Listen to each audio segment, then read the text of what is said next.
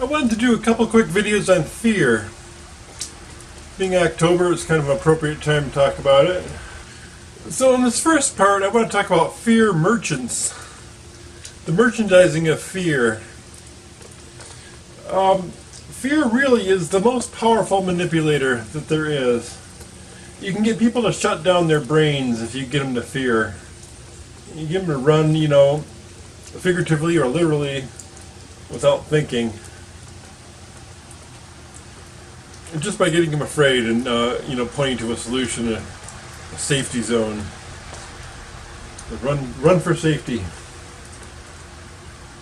So, fear merchants. Well, first of all, before I even get there, one common thing people like to say about fear, there's a couple different acronyms people use for fear, like false evidence appearing real, and there's something about ego, where the ego, anyways. But is fear always bad? I guess I'm getting to definitions right here. And, is caution really fear? I guess it becomes fear when it raises, caution becomes fear when it raises adrenaline. And if you're just doing something out of caution and there's no emotion to it, then I wouldn't call that fear. If you're doing something because you're viscerally afraid of it, then that's fear. So I guess it is kind of usually a bad thing. But of course, a healthy fear is a self-defense thing as well. So it's not purely bad, it's partly self-protection. Well, I'll get into that a little bit in my next one. But I want to stick with this manipulation idea. Fear merchants. Who are the fear merchants? Well, politicians are the big ones. Before the election of Bush Jr., the way back, he had all those alerts.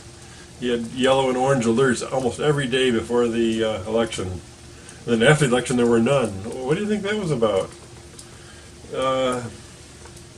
But there's so many examples in politics, and I don't want to upset people with their different views. It's pretty naked and obvious, the whole political thing is about fear, getting people to fear each other, getting people to fear the poor people who are steal all their money away by government programs just to get those nasty Democrats reelected, or the Republicans with the handouts to the mega rich. But you got to elect them, or you're going to get in war. You're going to get trade. Trump's doing it right now. He's getting us all afraid. Be very, very afraid. So, politics aside, next, insurance agencies. You constantly see these insurance commercials on TV. You're going to leave your poor descendants with an $8,000 debt. so you better send us money every month to take care of an $8,000 debt. This doesn't make any sense to me. But religion is the next big one. Religion is mostly sold on fear. When you say to kids you're going to go to hell, if you don't, mortal sins, the whole thing of going to hell. So there's countless ways I could talk about fear and religion. Again, like politics, don't want to upset people. But yeah, most religion is fear of hell, or fear of failing, or fear of being on the wheel of 84 forever.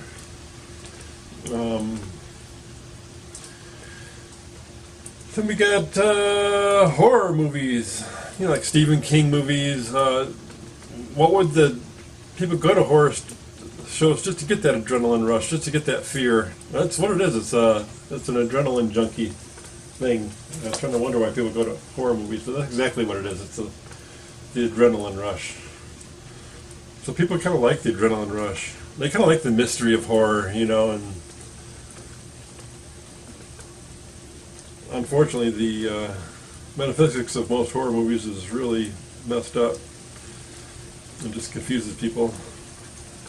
So what I've talked about: politics, horror movies, religion, insurance, paranormal TV shows, even a fairly good show like Medium with Alison Dubois was the main character, who, by the way, has a pretty good YouTube channel. You should check her out.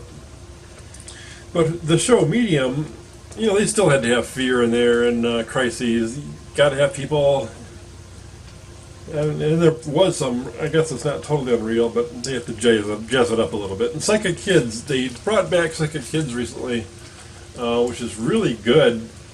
And in there, the fear is actually constructive. They always have a fear thing where they take the kids to a haunted house or a haunted, basement or something, dark basement with cameras, get the kids scared. But it's basically used as a psychic self-esteem builder,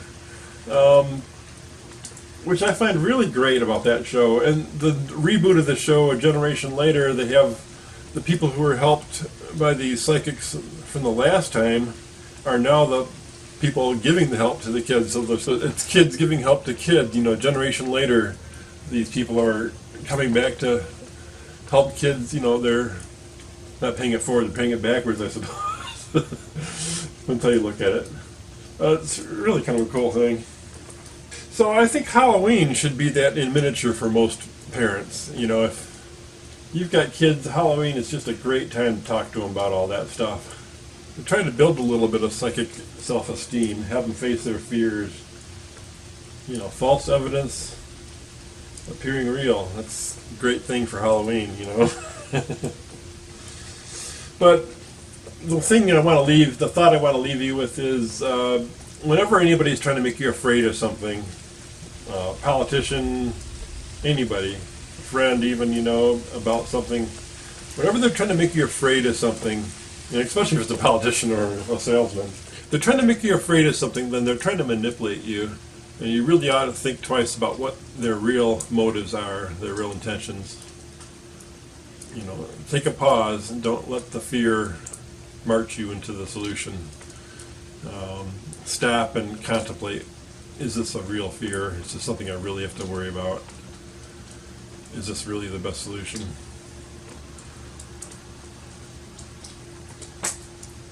Fear 2 coming up.